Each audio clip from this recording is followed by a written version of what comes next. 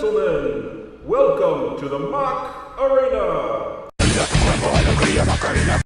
Due to recent technological advancements, we will now be only 5 years away from efficient fusion for the next 40 years. In 15 seconds, the Asus Sherlock can generate millions of pages of random garbage, which can be safely recycled into usable paper and then launched into a low orbit, preserving it for future generations. Let's do things on the planet. Be the first of your friends to attack Space China.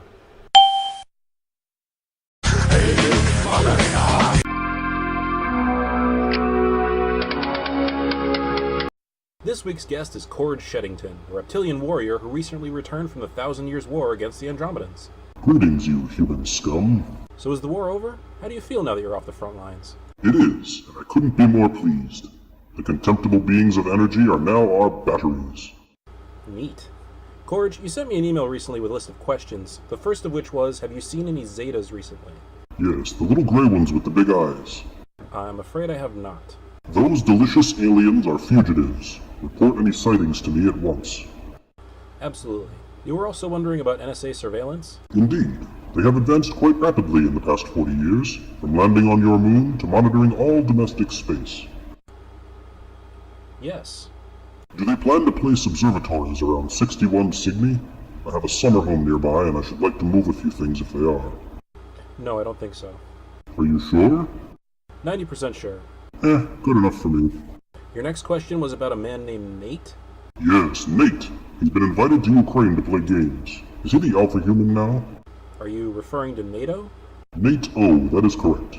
If one were planning to overthrow him, how much effort would be required? Keorge, NATO is actually... he's a giant. He's 500 feet tall. It would be very difficult. My instruments have not detected a land creature of that size. Well, he's invisible.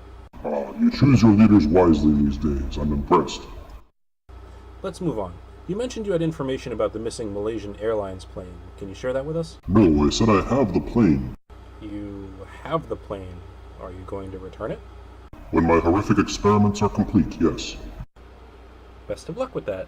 Now, you also said you were glad Windows XP would no longer be supported. Why is that? I can't possibly see the utility in peeing on an X's Windows. It comes right off. What's the point? However, perhaps one of their pets. Perhaps. Well, that's all the time we have. This has been This Pitiful Planet. Now a word from our sponsors. Are dead people pushing you around? We have both answers. Jeff's Exorcisms and Hitmen. I'm not just president, I'm also our biggest client.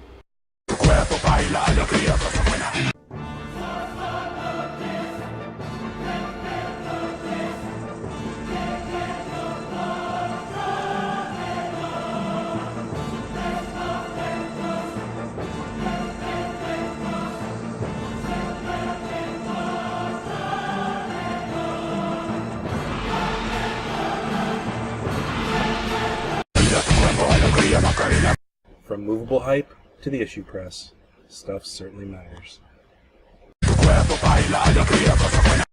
Welcome to TPN, I'm Chase Yarn. Our top story tonight, is Goat Simulator turning our children into kids?